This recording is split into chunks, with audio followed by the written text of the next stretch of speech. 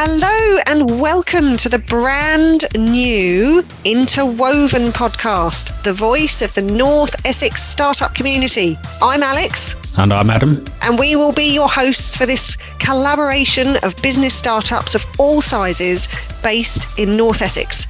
Buckle up and get ready to meet a whole host of fascinating business owners and entrepreneurs in your local area.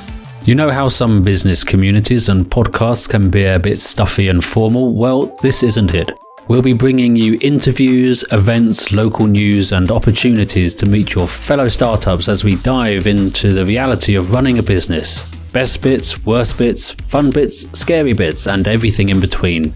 Hear from those who are making a real impact with their work, those who are just launching their ideas, and local artists who are bringing their creativity to the local area and across the world. This podcast is made for you, by you, and we want you on it.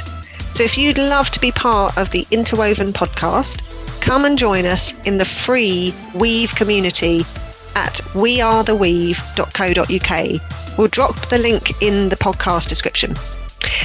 Come and give us your story, your book recommendation, or a local artist you love.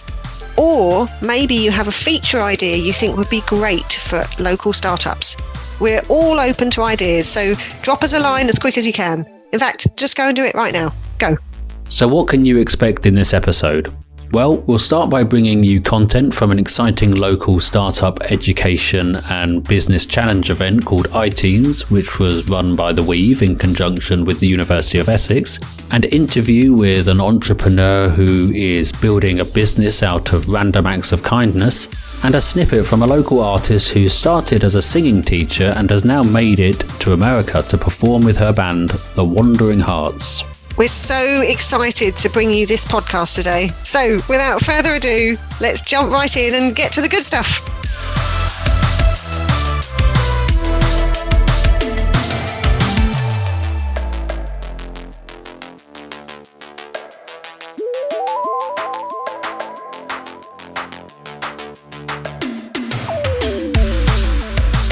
So a few weeks ago, I had the pleasure of attending the iTEAMS final at the University of Essex, which was an opportunity for students to work in teams to come up with innovative ideas to local business challenges and then pitch them to a panel to win funding. This event was run by the Weave over a number of weeks, which is really awesome as not only were students getting a chance to win money for their own business ideas, but they also had the opportunity to work with others and develop real business solutions with a diverse team of people. iTEAMS is such a phenomenal program and an opportunity for both the students, but also for the businesses that we actually work with. James Cracknell, Director of Business Development at the Weave, who created this with the university. We get those students to come together in teams. We put two teams working on a single business challenge, and we have 3 businesses in place. So we have a total of 6 teams that come together. They act as a consultant. They go through a 8-week program of design thinking and development, facilitated learning, and they get to really engage and understand about what it is that the business is really looking for. The businesses, well, they gain fresh insights. They gain access to the latest knowledge and theories that could be within their industry. And it's something that from their benefit that really sort of lifts them up. So this year and the last year that we've done this, we've worked with charities, we've worked with social impact businesses, we've worked with food businesses, e-waste businesses. We've worked with so many different styles of business in this particular field, and it's really been an eye-opener for a lot of those students. And I managed to grab a couple of them to find out how the event went. So I'm here with Evelyn, and I wanted to firstly start by asking, how did you find the process of working with a group of people that you've never met before? It has been interesting. It has been a good journey. Getting in a team of new people, mixed from different courses, being undergraduates and postgraduates, has been very interesting. I've gotten personally to learn a lot from them. At first, I wouldn't have thought I'd have learned something from undergrads who is first year, but really, I've learned a lot about them. And how did you find the process of working with your mentor, Gavin? Oh, it's been very interesting. It's been open to us. It's given us so much knowledge. It's been there when we needed him to watch our presentation before we came here. He was there and guide us through, and it's been very helpful. And then I asked one of the other participants, Felix, what it was like to present in front of business leaders, mentors, and his peers. Oh my God, I could squeeze a gallon of water from my shirt. I'm literally soaked. It looks easy watching from the seats, but then once you get up there, it's just like a whole ball game. The pressure is something else. But it was really nice because it allowed me to get out of my comfort zone. So everything I was afraid of before, I just realized now like it's just a bunch of nonsense in my head. And now to hear from another one of our participants, Melita, on what she felt were some of the challenges of the process.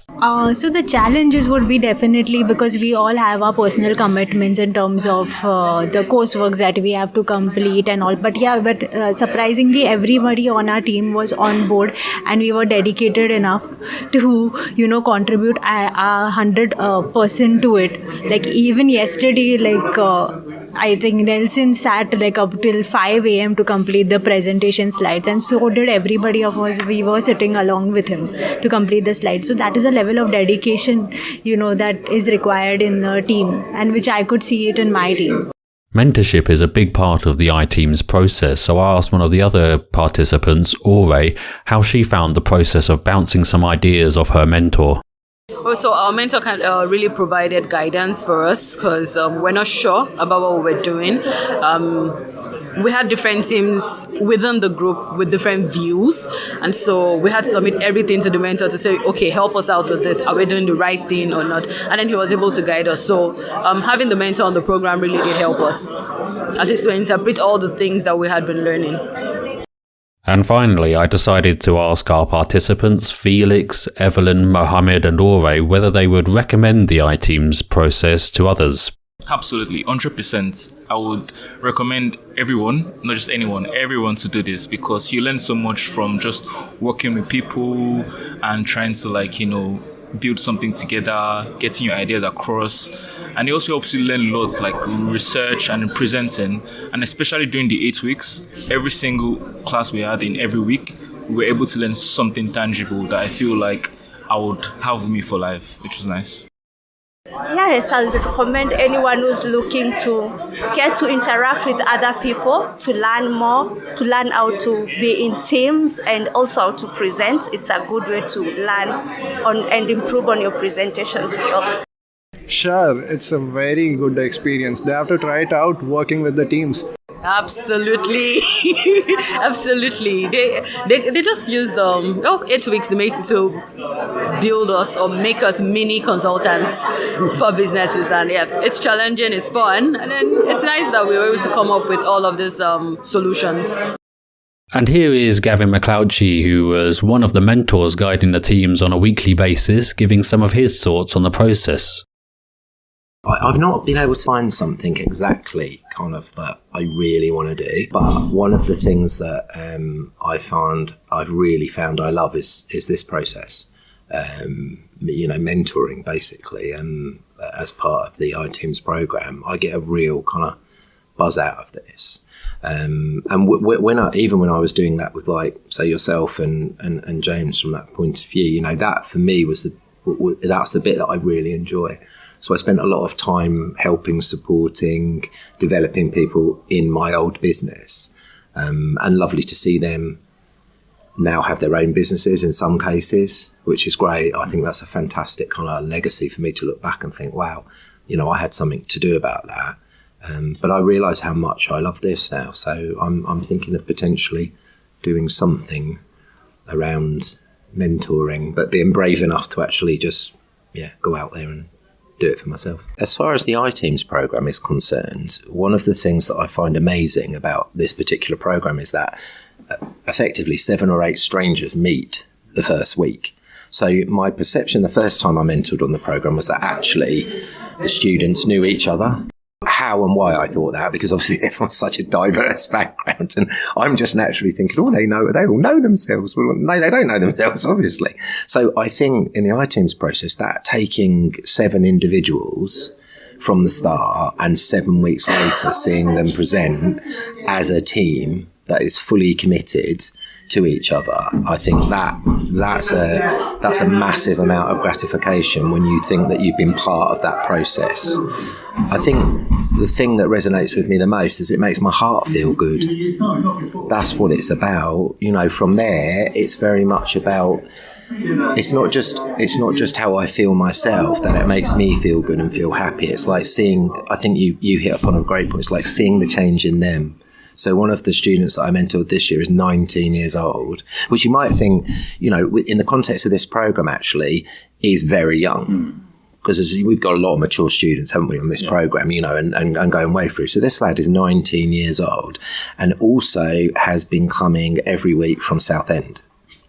So he's not even on this campus. Now, 2 or 3 weeks ago when we started to practice, well, not practice the presentation, but we started to talk about who would present, and because I'm looking for people that are confident, because I don't want to put people under pressure within the room, because a lot of them are not used to presenting and they haven't done it. Reese couldn't even speak to us. So he was just too nervous to even speak to members of his team that he's with. A brilliantly active member, but the thought of actually speaking out loud in front, no, it wasn't going to happen. So we had practice after that, and then today before the final presentation, we had a practice run through a couple of times, and he was so nervous. My actual mentor advice was just leave him, don't let him, because it's too much for him to take, you know. And then I had a quiet word with him outside. I just told him to enjoy himself, and very much say that this room is a friendly room, so nobody wants them to fail in that room. And I think for me personally, the biggest thing I got out of this year was watching that young man stand up and deliver his part of the presentation. I think that development of how they are over that period of time. And mentoring people for me is also about giving something back. So I didn't think I was good enough to do this to start with.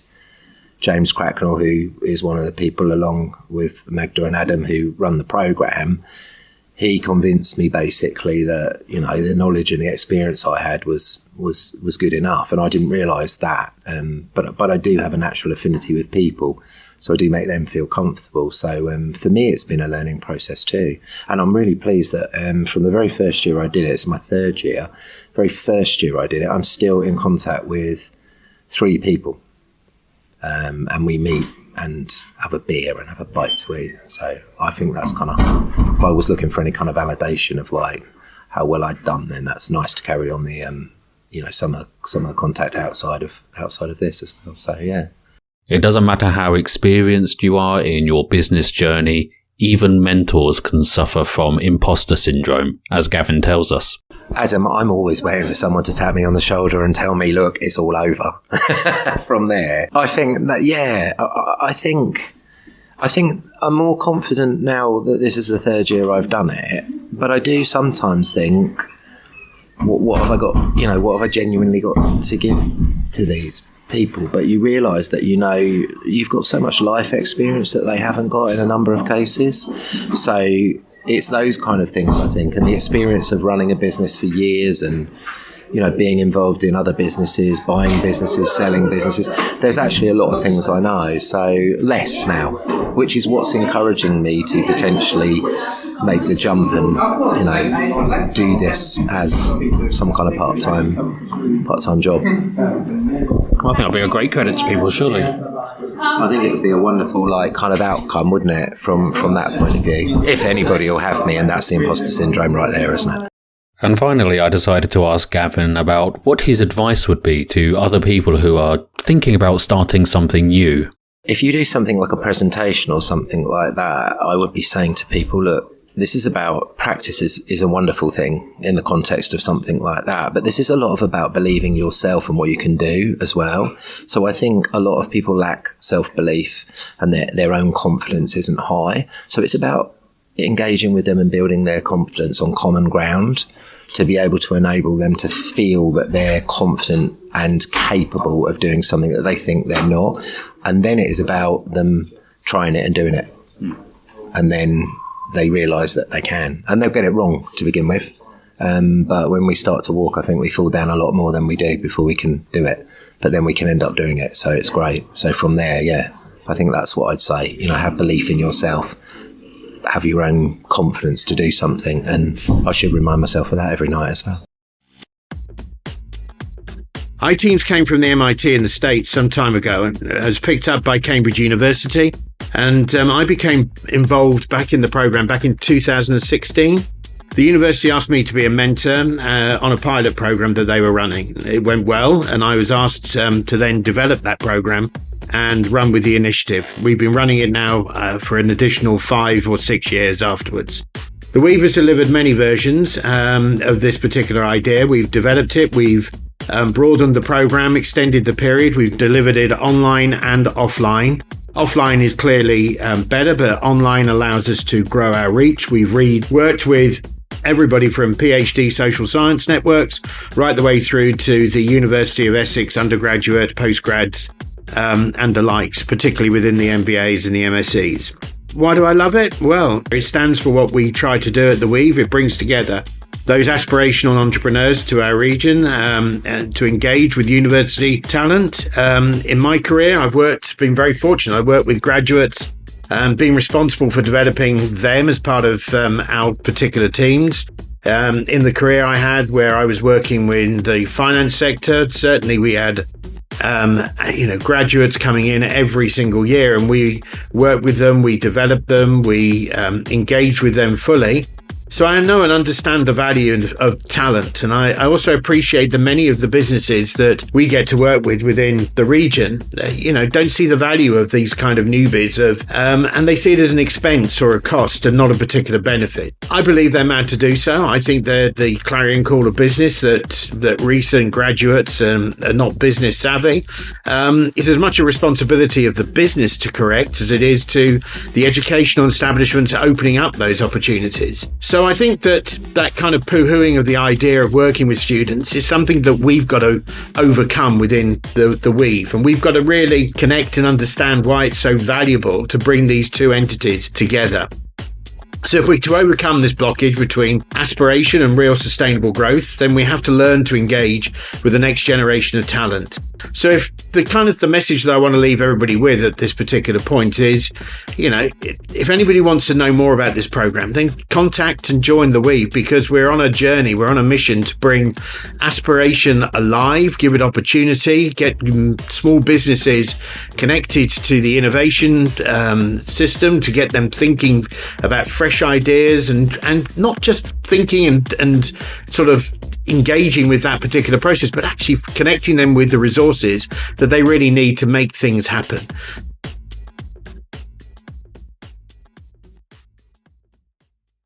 It was an inspiring event, and I hope we'll get to run it again next year. Talking of events, we've discovered some great events coming up for you guys in the next month. Ambitious Women in Essex have got a great sounding networking event on in Braintree on the 14th of June from 5 p.m.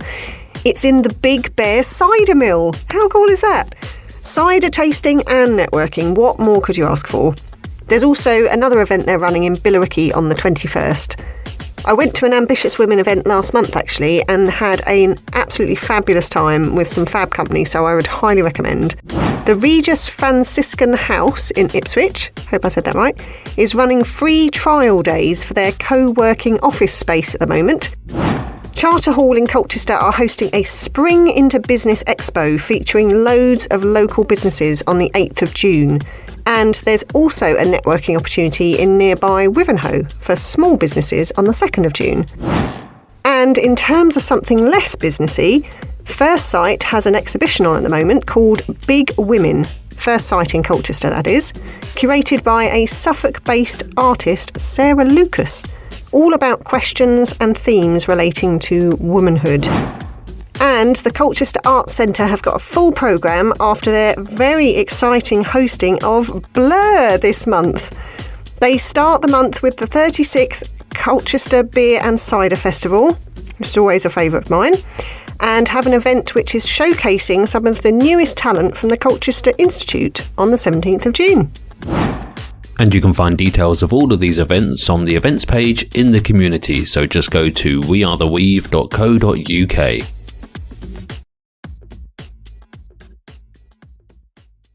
Want to design your freelance life the way you want it? Well, check out our book recommendation from Carla Watkins, who moved into her business and branding photography business 5 years ago and has never looked back.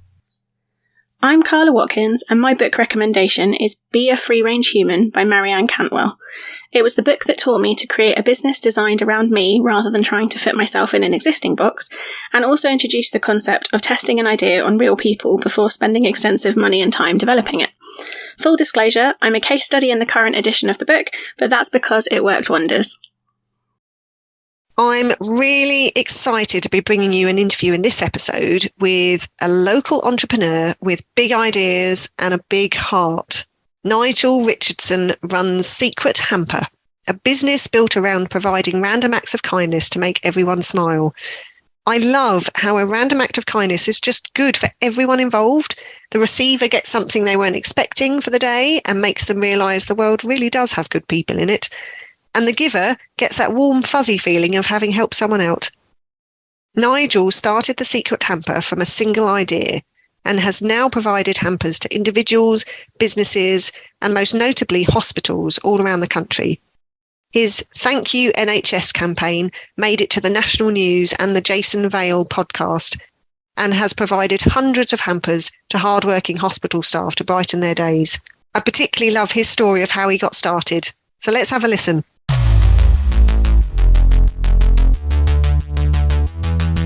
Hi Alex, thank you for having me. How are you?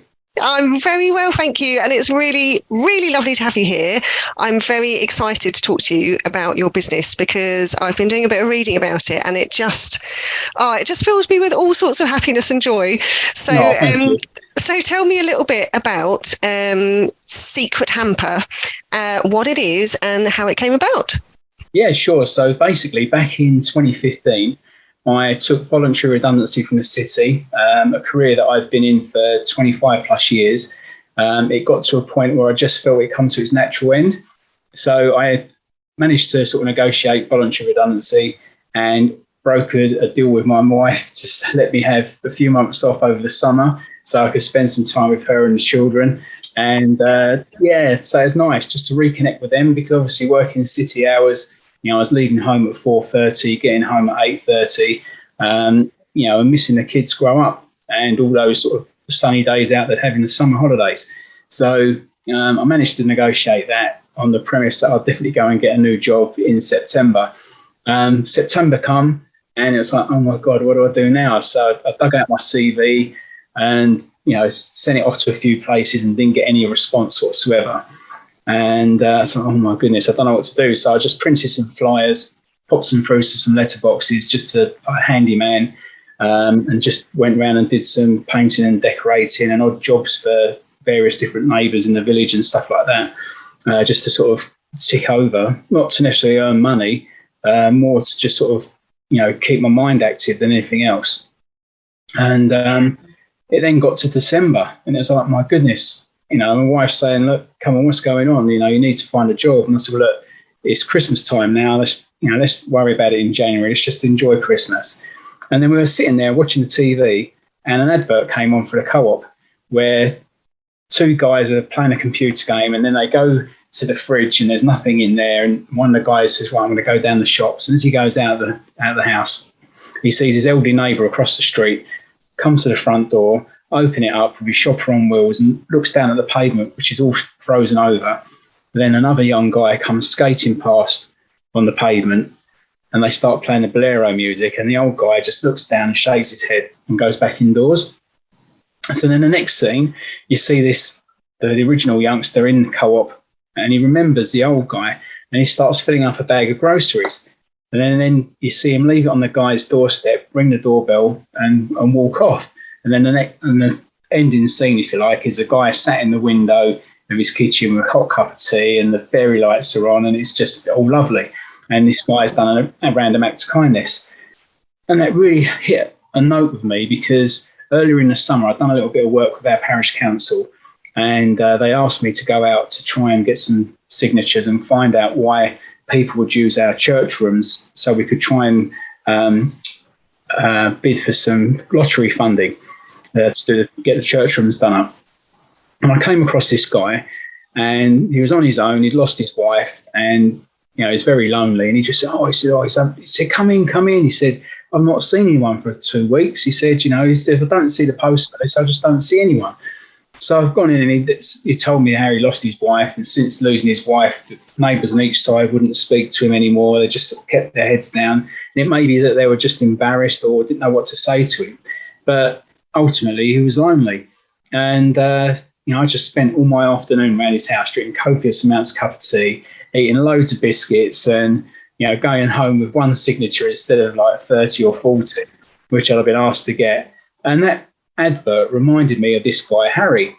And I just felt this feeling I needed to go and do what this guy had done on the advert. So I jumped in the car, went to Tesco's, and at 12 minutes past 10 on the 23rd of December at night, it was chucking it down with rain. I got out of the car and put my foot in a pothole up to my knee in freezing cold water, and then limped up to Harry's doorstep, put this bag of groceries down, rang the doorbell, legged it back to the car and drove off home. Got in, I looked like a drowning rat. My wife said to me, where on earth have you been? She'd been upstairs putting the kids to bed and stuff. And so I've just done this act of kindness thing. I said, that advert we saw on the telly, I've just done that. She goes, what are you talking about? And I said, I've just done this thing. I said, but I feel really good about myself. I feel, up until that point, I've been drifting a little bit. I didn't have any sense of purpose.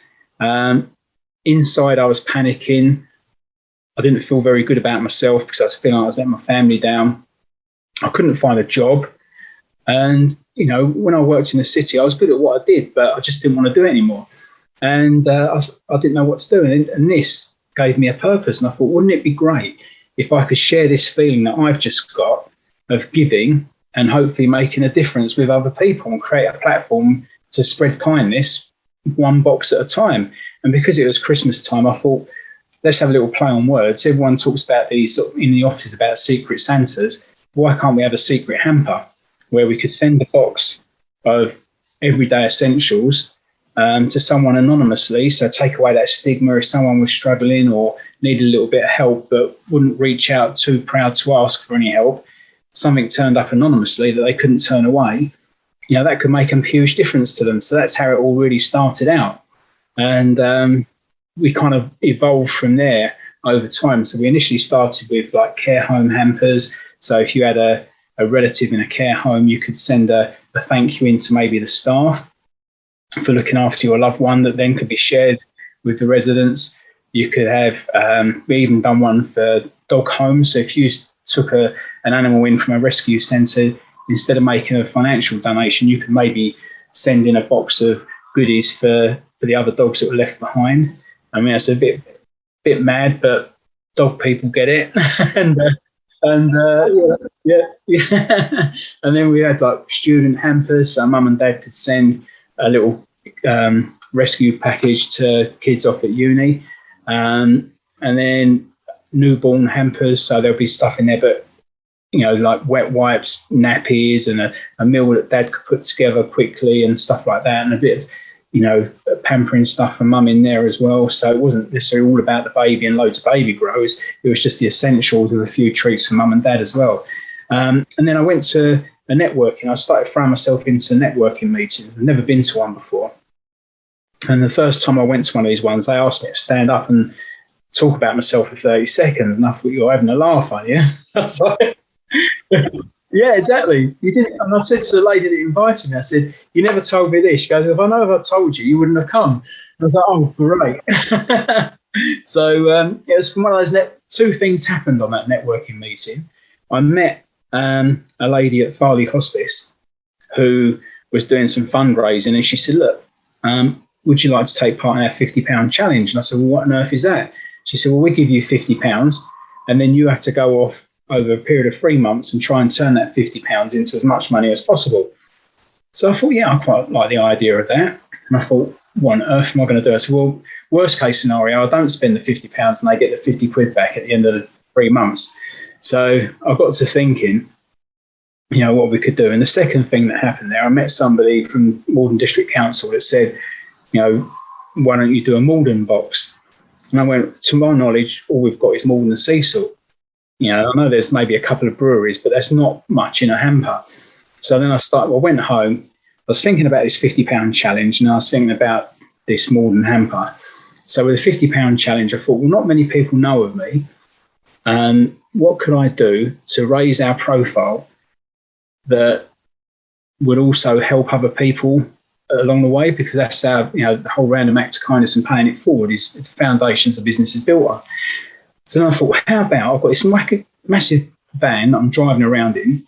We approach local businesses and say, look, you can sponsor a space on the van for £50. I'll stick your logo on the side of the van for a year, and that £50 that you pay will go to Farley Hospice. So we did that and managed to raise £5,000 for the hospice, and did that 2 years. Yeah, so I did that 2 years running, and we raised over £10,000 for the charity, and was their top fundraiser for 2 years running. So that was the first thing that was really amazing. And then I started Googling Essex produce, and then we came up with loads of different items that were made in the county. And obviously the most obvious one would be Tiptree. But then all of a sudden I found a lady that made Christmas puddings. I found a guy that made popcorn, got Fairfield Farm crisps, shaken out a milkshake. And it just went on, And I'd probably say 2/3 of what we do are alcohol beverages, which doesn't say much for the county. But, it's amazing what's out there and the quality of it as well. And they're all passionate about their businesses. And I'm really proud to say that we've got a really fantastic offering. We can, most of what we do when it comes to the Essex hamper is bespoke. In any case, we've got a base one that people can buy, but I'd say the majority of what we send out is probably bespoke. It's just incredible, really. And it's just, we've been, and then obviously I'm constantly thinking about how to think outside the box a little bit and just be a little bit different. I just thought, well, what can we do to try and get ourselves out there a little bit and be a little bit different? Because I didn't just wake up one day and say, I want to sell gift hampers. It was, I want to make a difference. And I know we all do, and that sounds like a bit of a cliche, but it was like, what can we do that's fun and make a difference and bring a smile to people's faces? Because I genuinely think that most human beings love that feeling of giving. Oh, so much. There's not a day that doesn't go past that I don't think about my dad. Mm. And I sometimes think, I'd love to, would it have been good to have been there when he passed or not? Or, I don't know. I really don't know. But I never really got to say goodbye to him properly. And, but all I can say, I was thankful for that nurse that was there. And it always played on my mind that box of biscuits was never enough. And then when my third child was born, my wife had an emergency operation because she had a placenta previa. And she started hemorrhaging and, obviously trying to look after her while getting the baby out. And, it's all turned into alarms going off and everything. But thankfully, those guys didn't have a bad day in the office. You think, they can't afford to have a bad day in the office. They really can't. And, there's two lives there at risk that day, and they both came out of it, thankfully. And I just thought, what? I need to be able to do something, but I can't do it on my own. I'm not big enough. I'm not a Google. I'm not a big Tesco's or anything like that. But what could I do? And then I thought back to the Farley Hospice thing about sponsoring space in the van. I thought, well, what if people sponsored a hamper? Because, what do you get for 70 quid as a business these days in marketing terms? Not a lot. You wouldn't even get a paragraph in a magazine for that. So I'd put it on our socials and I said, look, what do you think about this? It's the NHS's 70th anniversary. They're unsung heroes. We all know someone that either works in the NHS or has had dealings with the NHS. We've all, probably 99% of us have been born in hospitals, and we had their care to bring us into the world. It's time to give a little bit back and say thank you and show those that care for others that we care. And believe it or not, within 2 weeks, I managed to, in the local community, I got 70 hampers sponsored by 70 businesses for £70 each. Yeah. So it's incredible.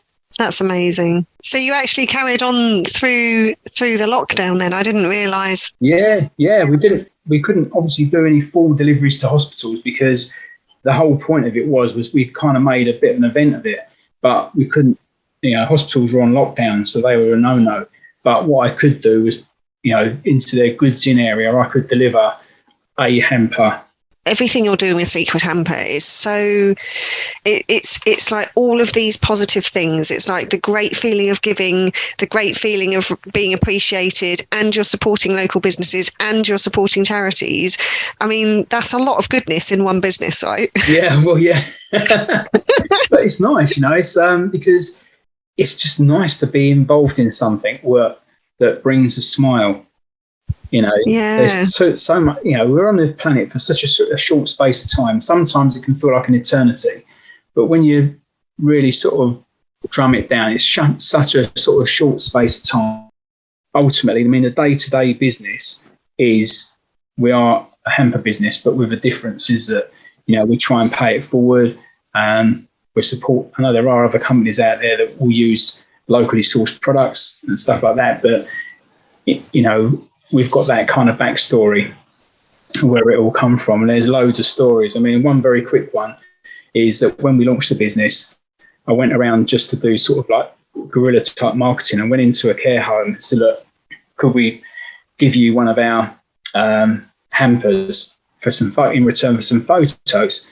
And all the care home hamper really is just full of cake and biscuits, box of tea bags, and a nostalgic CD. And the idea is that they can share contents in a communal area, whack CD on and get a few people up dancing and singing. And that CD is so powerful because it can really help people suffering with dementia. Yes. Yeah, we had 2 instances. In one care home we went into, the manageress started crying. I went, are you all right? I said, we haven't crossed the line, have we? And she said, no. She said, you see that lady over there? She said, that's the first time she's got out of that chair in 2 years. And, she was up dancing, and singing. That's she amazing. said she just sits, all she does is stare into space every day. She said, you come in, whack this CD on, and she's got a party hat on, she's up dancing, having the time of her life. What a feeling that must be. It's so powerful. And wow, that's amazing. And this is the thing, like, I mean, I've done a couple of random acts of kindness in my life, and I wouldn't say I saved a life necessarily, but it's just that it makes such a difference to some people. Like, to you, it might be, a cup of coffee that you give someone sitting homeless on the street, but to them, that might completely change their day or life. And it's just brilliant. Like, it's such a good feeling for everyone, I think. Yeah, absolutely. And again, I know I keep harping on about the NHS one, but what would have happened, let's just say we fast forwarded it kind of thing, and my dad was still around, but that nurse that held his hand decided that morning, you know what, I've had enough of this, I'm not doing this anymore. And the next day wasn't there to hold my dad's hand. Do you know what I mean? So by doing that, the lives, because when we send those boxes in, there's about 4,000 items across the 75 boxes. So the idea is they just take 1 or 2 items out. So they reach a good 2,000 or 3,000 people at a time at all levels within NHS. And you can feel the buzz around the hospital. By the time you leave, people are buzzing, and it's crazy. And, we don't do it for money. I've had people say to me, you're absolutely bonkers. That's not the way to run a business.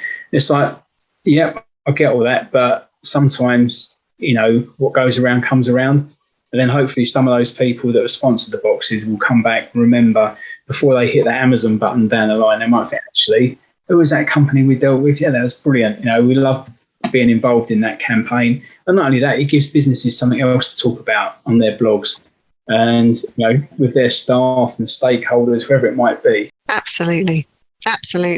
There's some amazing stories come out of that as well, So, and also, I'm very passionate about the Essex hamper range. There's lots of small businesses out there that are doing such great things and making some fantastic products that the likes of your Tesco's and your Sainsbury's and all these sort of places, not necessarily that's where they maybe want to end up, because sometimes it's detrimental to their business to end up in those places, even though people think it's great to. They'd never get entertained in some of these places, but at least I feel that if I can, hopefully if my business grows and we're sending out thousands of hampers a year, we're helping these other businesses grow their businesses. And that in turn means they can grow, they can employ people, put money back into the economy and so forth. So it goes full circle. You've obviously got so many great parts to your business and so much that you're doing already. Have you got anything that you really would love to do and make an impact in the future with Secret Hamper? I want to be known as a place, like when you go, like say Moonpig or you compare the market, those type of things. I'd like to be known as a household name to where people go, I want to make a random act of kindness. It's that you become a household name, basically, for whatever that might be. That would be like the end game for me. Amazon is soulless, really. It's convenient. And we live in that world now where we want it yesterday. But sometimes by just taking that extra few minutes to think about it, you could send a really thoughtful gift to make a real difference. And that's what we want to be a part of. I mean, I know that there's lots of other businesses out there and there's space for everyone. My plea is to people that might be listening is that just take a step back sometimes when you're looking to, whether it's with us or anyone else, just try and see if if you could get the same level of service, and you'll probably get even better by shopping locally. We don't want our high streets just to be empty, because they can be vibrant places, and lots of these people rely on stuff, whereas Jeff Bezos probably doesn't give a monkeys if you buy an Amazon voucher. Absolutely. It's a drop in the ocean for them and such a big deal for either whoever your random kindness goes to, or those companies that you're supporting, the local businesses you're supporting through stocking your hampers. So absolutely, it's such a great business idea, and I'm so glad we got to feature you on the podcast. It's amazing. So do you have a couple of minutes to do our quick fire round for the end of the podcast? Absolutely, go for it. Okay, so I've got 5 questions for you, and the only rule is you're not allowed to spend too long thinking about it. Okay? So, firstly, favourite band? Wham. My age away there, sorry. Oh, nice, classic. Okay. The last film or series you watched? Stranger Things. Oh, so good. Oh, it's so good. What meal would you choose to have on your birthday? A Thai meal. Thai. I'd have a nice Thai. How about a book or a blog that you would recommend to other people who are starting a business? Depends on what type of business you're doing, but I think every business should be looking to make a difference. Otherwise, you shouldn't be in business. I can't think who the author is, but it's called The Go-Giver.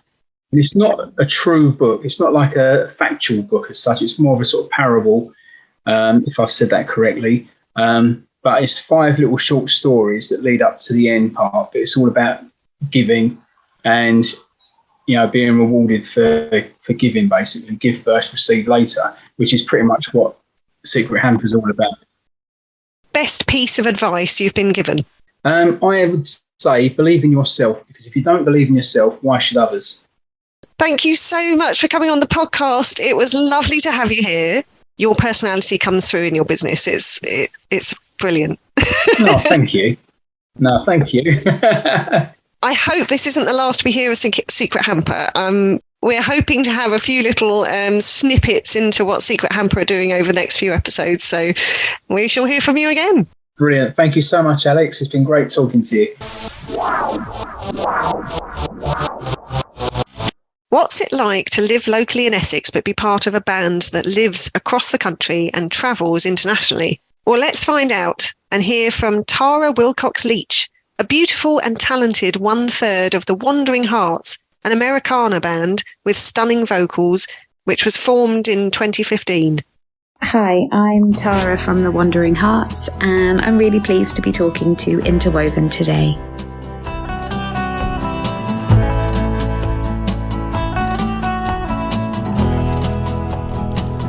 I've seen them come, I've seen them go. Some move fast. The Wandering Hearts formed in 2015.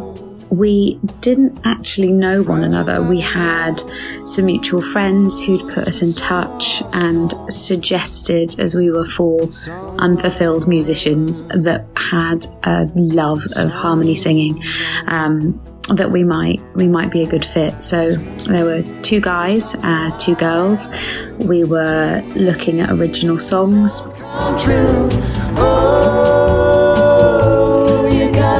From that very first rehearsal, it just felt really clear very, very quickly that what we had the potential to be something that was really, really quite special.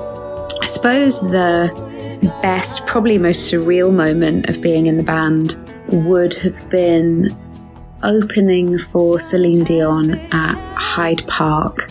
I guess that would maybe have been 2019.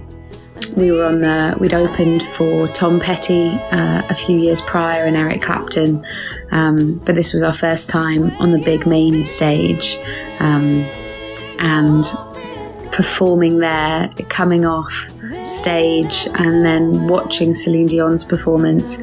She name checked us. She said, lovely to have the Wandering Hearts, how wonderful we were, and that was mad. That was probably the craziest experience, having grown up with the influence of My Heart Will Go On in Titanic and trying to sound by hook or by crook like Celine Dion. To have her name check you was pretty mad, so that'll stay with me. In terms of advice to other musicians who would look to advance their career, I would always bring it back to why you're doing it. I never got into this industry for the money. If that is the goal, there are probably definitely easier ways of doing that than trying to carve that out in the music industry. And I also think you really want to know yourself and know your brand. I think so often we determine our ability based on the feedback of others, and whilst I think that's an important guide, sometimes I've done an under par performance and someone said, God, that was brilliant, but I've known really it wasn't very good. And there's been other times where I've done the best I could possibly be, and perhaps we didn't get that record deal, or perhaps we didn't get the adulation that we might have wanted. And I think knowing yourself is really important, particularly in an industry where the goals seem to change so much and the industry is always evolving. I think you always want to bring it back to why you're doing it. And for me, if there was nobody particularly interested, or a very small amount of people interested, and there was no money, you'd still do it, because it's something that I do all the time anyway. Singing and writing songs, it's catharsis and it's joy, and that's really what it's about. And so if you can bring it back to that, anything else is a bonus, because you're going to do it anyway.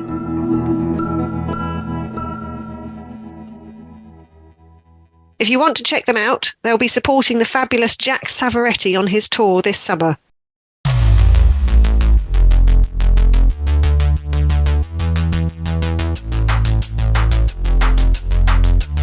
Well, in true Warner Brothers style, that's all, folks. The first episode of Interwoven is complete, and the start of a new journey for North Essex startups has begun. In our next episode, we'll be featuring a fun networking and pitching event run by The Weave, and an interview with the one and only Sarah McKee Harris, who has built her successful HR consultancy business from scratch. But what about you? What do you want to hear? Who do you want to know? What do you have to say as a local Essex startup? Come and join us in the Weave community at wearetheweave.co.uk and tell us. Bring your voice to the community and we'll weave it into something magical. So, until next time, it's goodbye from me. And goodbye from me, and we'll look forward to seeing you in the community.